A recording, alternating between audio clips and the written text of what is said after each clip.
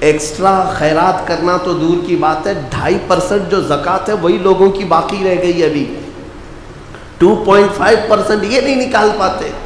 قرآن میں ہے وَفِي أَمْوَالِهِمْ حَقٌّ لِلسَّائِلِ وَالْمَحْرُومِ، غریب لوگ قیامت کے دن مقدمہ کریں گے، مولا ہم کو تو نے کیوں نہیں دیا مال، ہم کو مال نہیں دیا، ہمارے پاس اتنے اسباب نہیں تھے۔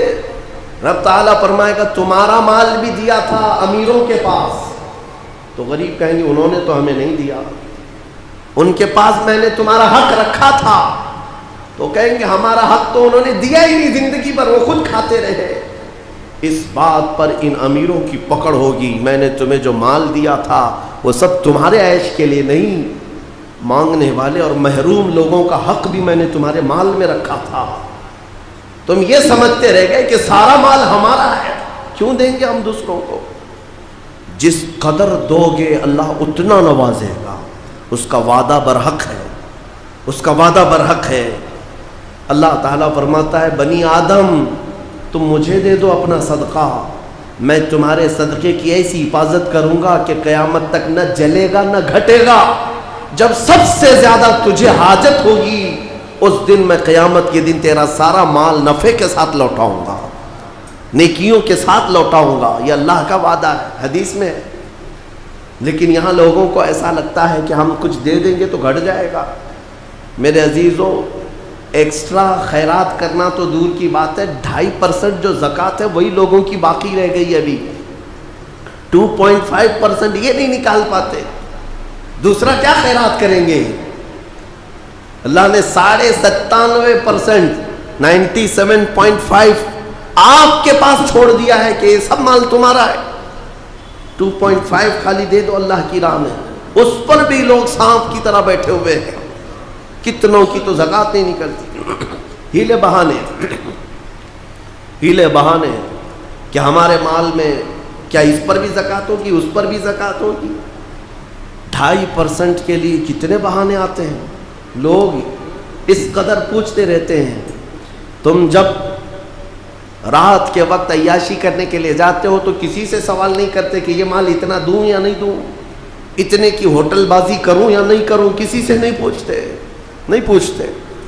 اپنے من پسند چیزیں خریدنے کے لیے مارکیٹ میں جائیں تو کسی سے نہیں پوچھتے، لیکن اس کے لیے کئی مسائل پوچھے جاتے ہیں، کیا اس پہ بھی زکوٰۃ ہے، اس پہ بھی ہے، سونا ہے، چاندی ہے، مال تجارت ہے، دکانوں میں جو تمہارے مال رکھا ہوا ہے اس پر زکوٰۃ ہے، ہر سال زکوٰۃ ہے۔ تم نے اپنی دکان میں 10 لاکھ کا مال رکھا ہے تو اس پر زکوٰۃ ہے، 1 لاکھ کا مال رکھا ہے اس پہ زکوٰۃ ہے، اور تمہارے گھر میں سونا اور چاندی جو جمع ہے اس پر زکوٰۃ ہے۔ مسلسل میرے پاس سوال آتے ہیں کہ سونا بھی ہے ہمارے پاس، چاندی بھی ہے، لیکن پیسہ نہیں ہے، زکوٰۃ کیسے دیں گے؟ میاں کیوں رکھے ہو پھر سونا چاندی، اس کو کاٹ کے دو زکوٰۃ، اگر پہننے کا اتنا شوق ہے تو پھر زکوٰۃ بھی دو، ورنہ یہ مال قیامت کے دن تمہارے گلے کا سانپ بن جائے گا، اور قبر میں ایک سانپ اس پر مسلط کیا جاتا ہے جو زکوٰۃ دبا کر کے رکھتا تھا، وہ اس کی ناک کی ہڈی کو قیامت تک چوستا رہے گا وہ سانپ، اور وہ ہٹانے کی کوشش کرے گا میت کہ ہٹ جا، تو سانپ اس سے کہے گا کہ کیوں تو مجھے ہٹاتا ہے، میں تیرا وہی پسندیدہ مال ہوں جس کو تو دبا کے رکھتا تھا۔ یہ مال اژدہا اور سانپ کی شکل میں قبروں میں قیامت تک ہوگا۔ اپنے احساس کو زندہ کریں۔ میں ایک بات بتاتا ہوں، اسلام کا نظام، میرے آقا صلی اللہ تعالیٰ علیہ وسلم مسجد نبوی سے باہر نکلے، حضرت ابو ہریرہ کہتے ہیں میں اس دن بہت بھوکا تھا، سوچا کہ حضور سے شکایت کر دوں۔ جب میں باہر نکلا حضور نظر آ گئے، میں نے کہا یا رسول اللہ پیٹ، انہوں نے دکھایا پیٹ، حضور پاک صلی اللہ تعالیٰ علیہ وسلم نے اپنا جبہ اٹھایا تو 2 پتھر بندھے ہوئے تھے، کہا ابو ہریرہ میرے گھر میں بھی 3 دن سے کھانا نہیں بنا ہے، لیکن چلو میں تمہیں ساتھ لے کر چلتا ہوں، کچھ کھلا دے۔ ساتھ ابو ہریرہ چلتے رہے، سیدھے حضور پاک صلی اللہ علیہ وسلم حضرت ابو ایوب انصاری کے مکان پر گئے. یہ صحابی حضور کے میزبان جو پہلے مدینے میں میزبان تھے, ان کے گھر گئے. حضرت ابو ایوب کو پکارا, کہاں ہے؟ ساتھ میں حضرت ابو بکر اور حضرت عمر بھی آ گئے تھے راستے میں. وہ آئے, حضور نے فرمایا گھر میں کھانے کو کچھ ہے؟ اس صحابی نے کہا یا رسول اللہ بکری کا ایک چھوٹا بچہ ہے, ذبح کر دوں اگر آپ کو حکم ہے؟ آپ نے فرمایا ذبح کرو. ذبح کر کے سالن بنایا گیا. سالن بنایا. یہ 4 مہمان ہیں حضور پاک صلی اللہ علیہ وسلم, حضرت ابو ہریرہ, حضرت ابو بکر, حضرت عمر دسترخوان پر بیٹھے ہیں. حضرت ابو ہریرہ کہتے ہیں لذیذ سالن بنا تھا, کئی دنوں کے بعد تو گوشت کے سالن کی خوشبو آئی. جب دسترخوان پر آیا, میرے آقا صلی اللہ تعالیٰ علیہ وسلم نے ابو ایوب سے کہا ایک اور کٹوری ہو تو لاؤ, سالن کو آدھا کرو. سالن کو نکالنے کے بعد میرے آقا فرماتے ہیں جاؤ میری بیٹی فاطمہ کے گھر دے آؤ, پچھلے 9 دن سے اس نے کچھ نہیں کھایا, 8 دن سے فاقہ چلتا ہے. بہرحال وہ اہل بیت کا گھرانہ ہے, رسول اللہ کے عطرت ہے. لیکن بتانا یہ ہے کہ میرے آقا اس دسترخوان پر بیٹھ کر کے بھی احساس رکھتے ہیں کہ کس کے گھر میں کھانا نہیں ہے. ہمارے گھروں کے اندر آج جس طرح سے مرغن غذائیں کھائی جا رہی ہیں, کیا کبھی احساس کیا کہ کوئی اور بھوکا ہوگا؟ اس ماہ پاک میں اپنے ہاتھوں کو کشادہ کر دو اے مومنو. اللہ دینے والا ہے, جتنا تم دو گے اس سے کئی گنا زیادہ اس کا وعدہ ہے وہ تمہیں نوازے گا, 70 گنا زیادہ نوازے گا. عبداللہ ابن مبارک فرماتے ہیں میں حج پہ چلا. حج کسے کہتے ہیں؟ پیسے جمع کر کے حج کے لیے جاتے ہیں لوگ. اس زمانے میں بھی حضرت عبداللہ ابن مبارک کہتے ہیں میں پیسے بہت دنوں سے جمع کیا تھا, حج پہ جانا تھا, اور جب قافلہ نکلا تو مال لے کر کے میں بھی حج پہ نکل پڑا. قافلے اس وقت اونٹوں کے قافلے, گھوڑوں کے قافلے ہوتے. کہتے ہیں قافلہ ایک منزل پر پڑاؤ کیا رات کو, میں وہاں پر رکا رہ گیا, اور صبح میں اٹھ کر کے وضو کی غرض سے تلاشتے ہوئے میدان کی طرف آیا تو کچرے کا ایک ڈھیر پڑا ہوا تھا جس میں لوگ کوڑا کرکٹ پھینکتے. حضرت عبداللہ ابن مبارک کہتے ہیں اس کچرے کے ڈھیر کے پاس میں نے ایک 8 سال کی بچی کو دیکھا جو کچرا ادھر ادھر کر رہی ہے, ادھر ادھر کر رہی. تھوڑی دیر کے بعد عبداللہ ابن مبارک کہتے ہیں اس بچی کے ہاتھ میں ایک مری ہوئی چڑیا آئی. چڑیا مر کر کے پڑی ہوئی تھی.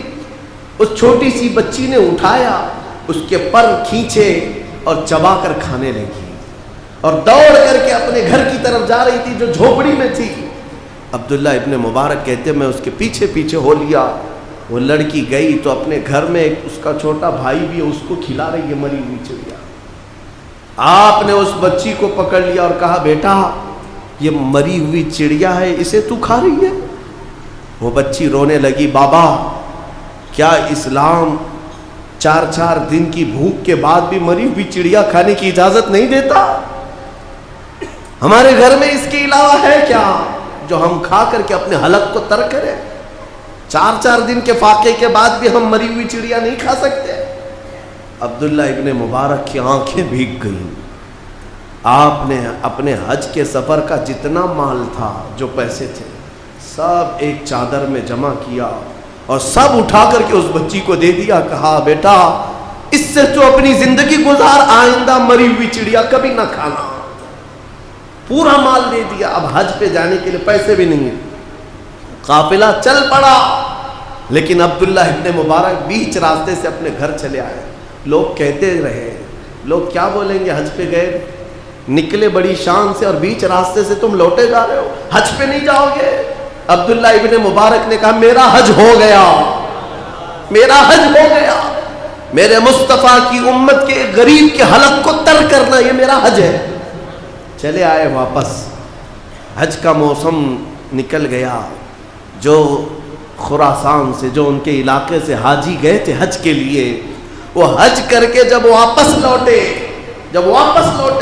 تو لوگ پوچھ رہے تھے حاجی صاحب کیسا رہا حج؟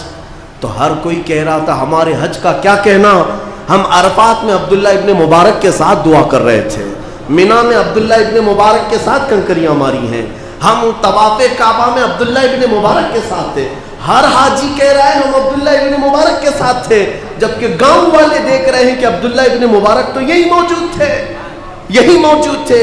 लोग जाकर के पूछते हैं ये क्या माजरा है, हर कोई कह रहा है कि आपके साथ हज किए, हम तो आपको यहाँ देख रहे हैं। उनकी आंखें भीग गई और कहा मौला मेरा कादिर मुतलक है, जब उसकी रजा के लिए एक गरीब की मदद की गई तो अल्लाह ने अब्दुल्ला इब्न मुबारक की शक्ल का एक फरिश्ता भेजा जो उनकी तरफ से पूरे हज के अरकान अदा करता रहा। मेरे अजीजों, ये इस्लाम है जो एहसास है, एहसास। हमारे पास जीने के लिए जितना सामान है वो बहुत है, अल्लाह ने हमारी हैसियत से ज्यादा हमें दिया है। हकीकत है हमारे गुनाहों के बावजूद माल में मौला ने हमें कमी नहीं किया। तुम में से कितने हैं ऐसे जो रात को भूखे सोते हैं? कौन है जो नंगा घूमता है, जिसके पास कपड़े ना हो, जिसके पास खाने की चीजें नहीं हो? सब खुशहाल है, सब खुशहाल है। लेकिन कुछ इलाके ऐसे हैं मेरे अजीजों जहां आज भी खुशहाली नाम की कोई चीज ही नहीं आई, कोई चीज नहीं आई। मैं कहता हूं उन तक पहुंचो, एहसास, एहसास तुम्हारे अंदर रहे। और अल्लाह रब्बुल इज्जत उस हाथ को पसंद करता है जो बनी आदम की इआनत के लिए उठता है। फरमाया मेरे आका सल्लल्लाहु अलैहि वसल्लम ने, वल्लाहु फी औनिल अब्दी मा कानल अब्दु फी औनि अखी। जब तक इंसान अपने भाई की मदद में लगा रहता है, अल्लाह उस बंदे की मदद में लगा रहता है। अल्लाह तुम्हारी मदद में रहेगा। तो एक निज़ाम होना चाहिए। हुजूर हुज्जतुल इस्लाम ने, आला हज़रत के बड़े शहज़ादे, एक निज़ाम पेश किया था आज से तकरीबन 100 साल पहले। उन्होंने एक निज़ाम पेश किया था, हर इलाके में बैतुल माल का सिस्टम हो या एक छोटी बैंक बनाई जाए बिना सूदी, बग़ैर इंटरेस्ट के। मुसलमान अपनी थोड़ी थोड़ी रकम उसमें जमा करते रहें और पूरे मोहल्ले का सर्वे किया जाए, कौन लोग ऐसे हैं जिनकी यहाँ ज़रूरत है, गुर्बत है, उन लोगों की इआनत की जाए और भीख मांगने से अपनी कौम को बचाया जाए। हम तो मज़े से मस्जिद के बाहर भीख खैरात करके चले जाते हैं, कब तक भीख देते रहोगे? कब तक उनको भिखारी बनाए रखोगे? ये बुर्का पोश ख़वातीन आती हैं, मैं ये नहीं जानता कि सब किस तरह की हैं, लेकिन कभी कभार दर्द होता है। मेरी बहन वहाँ खड़ी है, हमारी माँ वहाँ खड़ी है, उम्मत की गयूर बेटियाँ अगर बुर्के में आकर हाथ फैला रही हैं तो क्या ये आर की बात नहीं है हमारे लिए? क्या ये हमारे लिए एहसास की बात नहीं है? पता करो ये तंजीमें किस लिए, ये किन घरों से आती हैं। उन घरों तक पहुंचो और उनसे कहो आइंदा भीख ना मांगो, हम तुम्हारा घर चलाते हैं। अल्हम्दुलिल्लाह हमने मुंबई की सरजमीन पर कुछ नौजवानों को खड़ा किया था, आज भी वो कई बेवाओं के घर चला रहे हैं अल्हम्दुलिल्लाह। और उनसे वादा लिया है कि तुम भीख नहीं मांगोगी, जब तक ज़रूरत हो तुम्हारे घर का राशन पहुंच जाया करेगा, लेकिन भीख ना मांगो। ये हमारे लिए आर है, हमारे लिए आर की बात है। अजीज़ान गिरामी, रमज़ानुल मुबारक का ये मुबारक महीना एहसास के लिए आया है। एहसास, आप जब भी अपने घर के अंदर कोई भी चीज़ खाएं, पिएं, पहने, हर चीज़ में उन लोगों का हिस्सा रखें, चाहे वो अभी फ़िलहाल मिले या ना मिले। आप कहेंगे हमारे मोहल्ले में तो कोई गरीब है ही नहीं, इस्लाम सिर्फ तुम्हें खाली मोहल्ले की बात नहीं करता, पूरे आलम की बात करता है। तुम मशरिक में हो और मेरे नबी का गुलाम मगरिब में तकलीफ में हो तो तुम्हारे अंदर भी एहसास होना चाहिए। मेरे आका का फरमान है, तुम्हारे पाँव में, तुम्हारे तलवे में अगर कांटा भी चुभ जाए, हुजूर फरमाते हैं उसके दर्द का एहसास मुझे भी होता है। जो रसूल अपने उम्मतियों के कांटे के चुभने के दर्द का एहसास रखते हो, आज उम्मत ऐसी कैसी बेहिस हो गई है, कौन किन हालतों में है आज कुछ नहीं कहा जाता। मैं आज मौला करीम की बारगाह में हाथ फैला कर दुआ करूँगा।